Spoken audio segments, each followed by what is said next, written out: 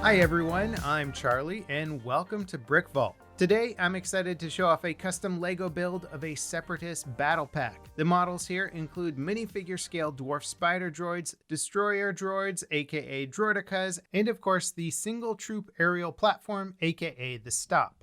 And this time around, I'm actually the designer of the models. I really felt that our Spider Droid, AAT, and Droid gunship were feeling a little lonely on the battlefield without the main troops backing them up. Now, if you want to build some of these droids for yourself, the instructions are available at BrickVault.toys. There's a link in the video description. When you buy instructions from us, you will get a step-by-step PDF building guide and a part list to order pieces you need online. Buying from us helps support what we do here at BrickVault, and it also helps support all the other amazingly talented builders that we work with. Now, some of the other models that I've built and sell in the store include the Vulture Droid, ATST, Mandalorian-style ATST, AH-1Z Viper attack helicopter, the Jurassic Park Jeep and Explorer, Micro Imperial shuttles, the Fortnite Battle Bus, World War II Fletcher Destroyer, Leo mobile suit, Link, and I've also co-designed a few of the other bigger builds on the store. Anyway, let's get back to the mocks. Here are the droids I'm looking for. These aren't the droids you're looking for. Okay, let's calm down, Obi-Wan. Let's start off with the Dwarf spider droid, because this is something that LEGO has made like a billion different versions of,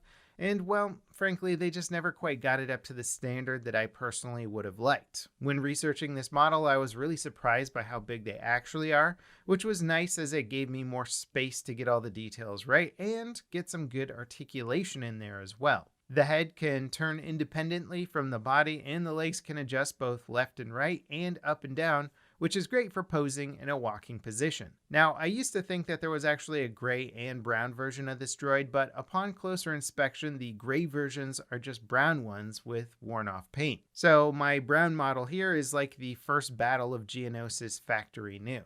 You're certainly welcome to work a little more gray in there if you want them to look more worn out. Now, the most fragile part of this model is that the head can pop off pretty easy, but it's also super simple just to place it back on. When designing the head, I tried a whole bunch of different sphere ideas, but ultimately came to the conclusion that if I wanted it to be accurate, well, I needed to brick build the head. And frankly, it just gave me so much more freedom when getting the proportions right. I'm really happy with how it turned out. Moving on, we have the Destroyer Droid, aka Droideka. First seen in episode 1, The Phantom Menace, two of these guys chase Obi-Wan and Qui-Gon away, letting you know that they actually mean business. These bubble-shielded, three-legged roly-polies are some of the more bizarre-looking droids in Star Wars.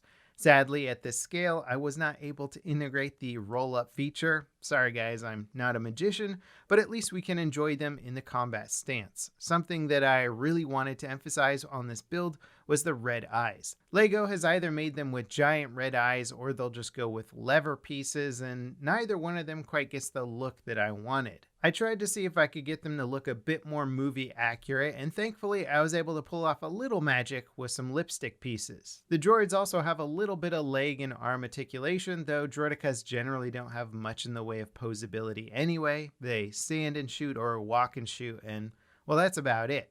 Put a few of these guys into your Separatist army and it's bound to throw off the clones. Durability wise, building them can be a little bit tricky, but once they all snap together, there's really no problem picking them up and placing them down where they need to be.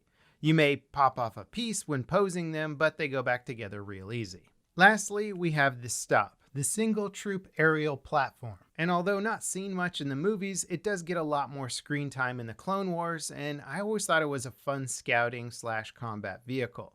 They are, however, very tiny, and LEGO's official versions of them are usually about twice as large as they should actually be when compared to a battle droid figure, so downsizing these guys was a little tricky, but I'm actually really happy with how they turned out. They just look right when sitting next to other vehicles from the universe. These ones can be a little more delicate when attaching a droid to them, but just like the Droideka, once it's together, you're not going to break it by moving it around to different positions. Also, the stand could be swapped out for something else of your choosing, since they can easily mount to any bar piece. If you wanted them mounted higher or attached to something else, it could be really easy to do. And of course, the instructions show you how to build both the blue and brown version, since there are subtle differences. I really like the idea of having a few of these guys flying around my Separatist army to make sure they don't get surprised by any ambushes. Now, once you buy these battle pack instructions, you can build as many of these as you need to flesh out your droid army and start going crazy with Star Wars dioramas. Who knows, maybe we'll be building a Geonosis mock in our future.